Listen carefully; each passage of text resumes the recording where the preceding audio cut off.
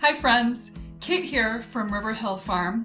Today I'm going to talk about the different types of flowers that I grew in my cutting garden last year.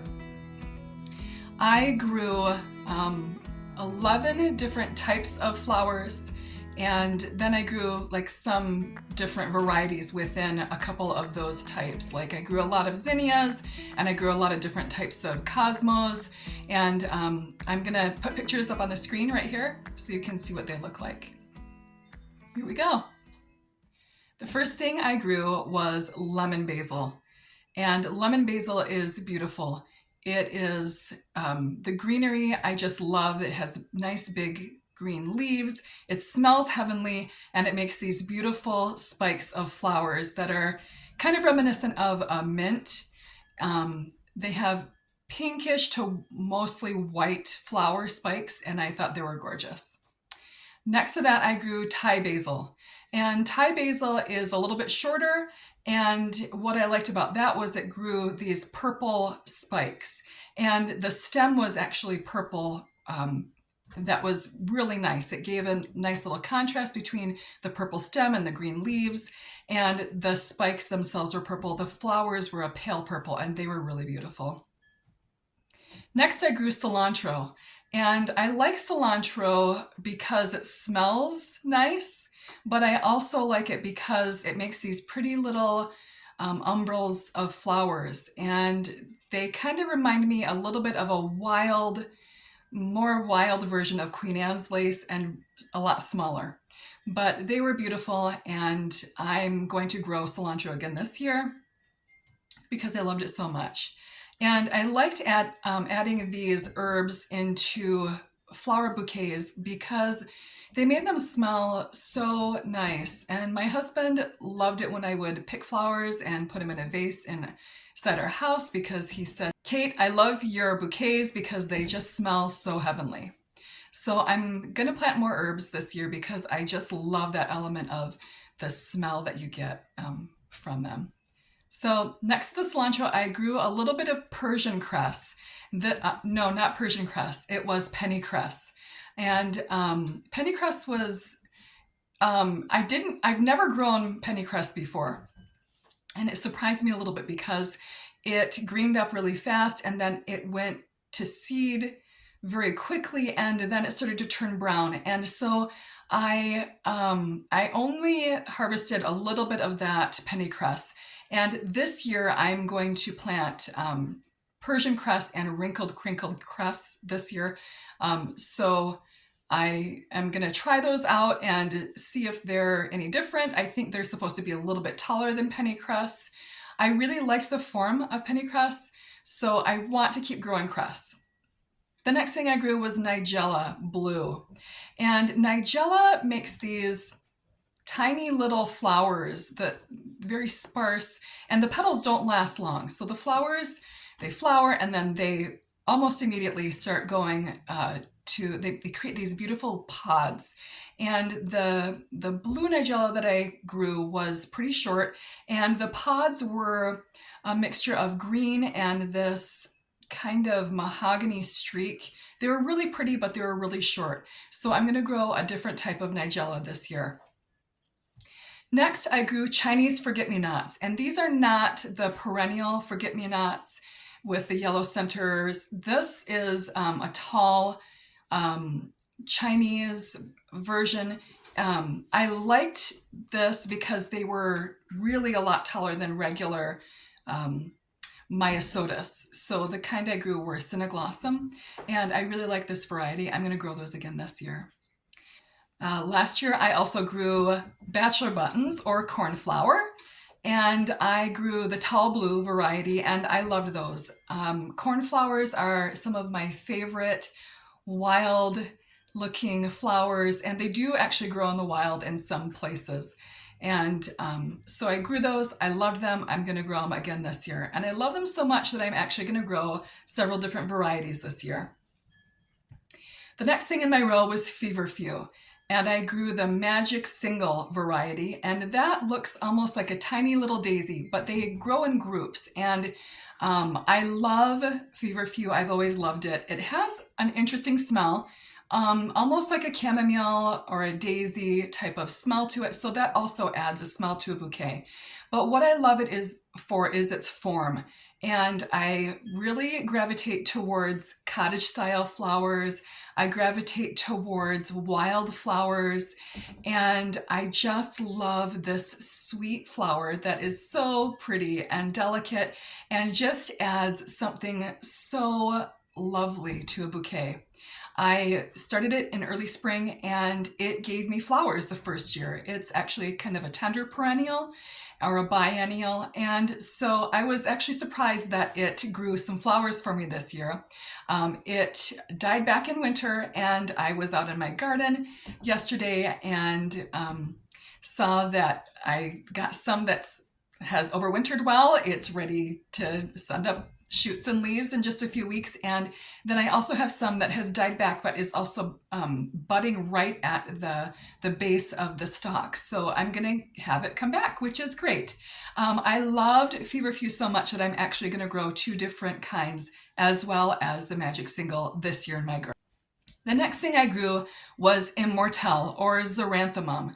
And I actually saw a photo of this on someone's Instagram, and I had never grown Xeranthemum before, but I saw it and loved it so much that I thought, well, I'll try it. So I got a small pack and I grew probably 10 or 15 plants in my garden, and I loved it so much. I am definitely growing this one again this year, and it came in a mix of white and purple, and it's kind of an everlasting flower, so it has that kind of those crunchy leaves like a straw flower would have, and the form of it, the leaves, and the way it grew kind of grew like bachelor buttons, but it was wild, and I loved that look, and I harvested so much of it that my poor little plants at the end of the season were probably pretty sad because I took so much from it, and I loved it, and I'm gonna grow it again. The next thing I grew was, well, the next thing I tried to grow was corncockle or agrostemma, but that failed. I started some seeds in trays last year and I set them outside, the ones that were kind of cold hardy, and I think we had some rains and the seeds got washed away. I tried growing it again and I think I got maybe 5 plants, and I started them so early that they were so leggy. I planted them out in my garden and they just flopped over and didn't do much of anything. So, fail. But I'm going to try another type of corncockle this year and hopefully I'll have a little bit better luck. So, the next thing I tried to grow was Rudbeckia Prairie Sun. And that's a pretty black-eyed Susan that has a green eye in the center. And I've always thought these are cheerful. I've been in love with them for a long time and have never grown them. But I think the same thing happened with my Prairie Sun Rudbeckia as what happened with my corncockle.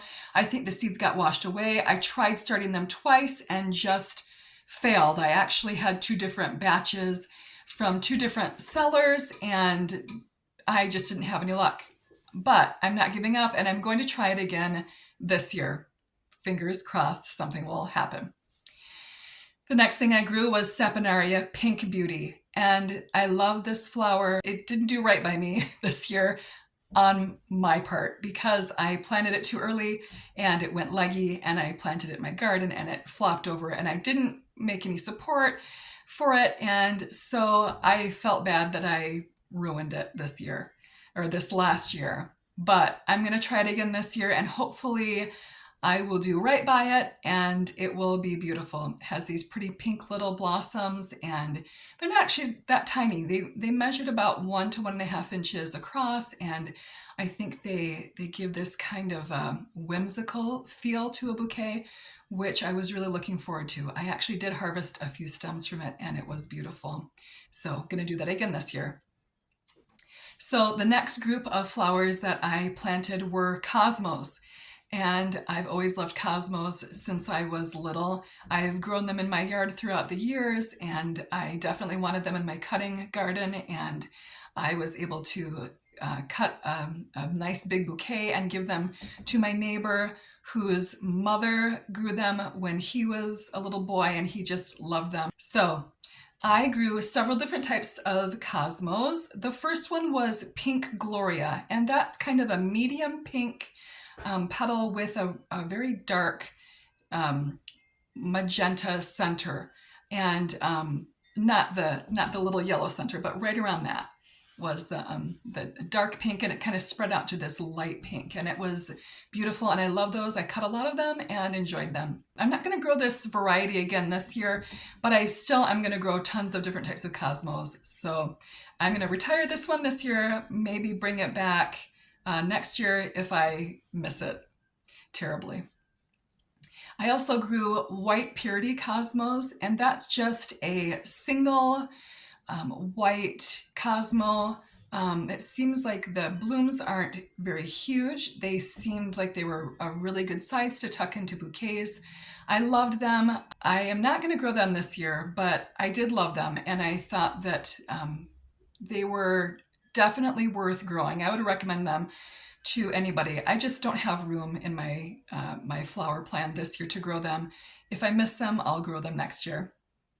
So I tried growing a newer variety of cosmos, Xanthos, which is a yellow variety, and it seems, I've never grown these before, it seems like they're kind of like a lemony to buttery yellow cosmos, and I thought that would be a beautiful addition to bouquets. I love soft buttery yellow or like a very pale lemon, but I failed at that. I actually direct seeded my cosmos and my zinnias last year, which I will not do this year.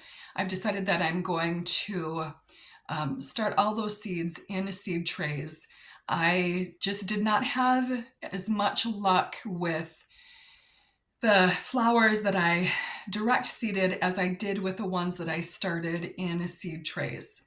So I know cosmos and zinnias do not like being transplanted, but I'm gonna try to plant them not super early and get them into the ground when their roots are still small so that there won't be much shock when I move them. Fingers crossed, we'll see.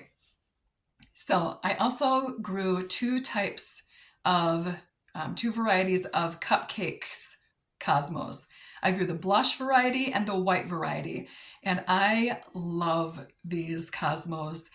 I cannot say enough good things about the cupcakes variety. They are so sweet and just delicate and elegant, and some flowers were single, and some I got like this cupcake form with kind of a fizzy petal center, and those were beautiful as well. They were kind of interesting. So I used both in bouquets, and my friends loved them, and I love them as well. So the last type of cosmos I grew was apricota, and apricota was so beautiful. The sad thing about it was I only had one plant make it, and I only had like 3 blooms from that one plant. And I loved it so much that I could not bring myself to harvest it. So I would just walk out in my garden and look at these beautiful blooms every day. And apricota has this beautiful peachy pink color that seems almost iridescent. And it kind of fades to a more pink color on the ends, but it kind of starts out in the center as this peachy, pinky, just gorgeous color. I am definitely growing these this year. I bought a big pack because I hopefully will grow tons of these, and all my friends will be happy when they get a bouquet from me. So the next type of flower I grew, the last type, is zinnias, and I love zinnias. They're cheerful and happy, and my mom told me that when I was born, she had a friend cut some zinnias from her garden and bring them to her in the hospital after I was born. And so every time she sees zinnias, she thinks of me. So I love that. I grew several different varieties of zinnia. I grew pink luminosa, which is, I think, an heirloom variety. And I loved it. It had lots of different types of flowers in, or flower forms in that mix. I say mix, they were all pink, but there were some that were double, there were some that were semi-double, there were some that were single, and I got a lot of different types of zinnias, it seemed like, of pink zinnias from this one packet. And it was just a fun variety to grow.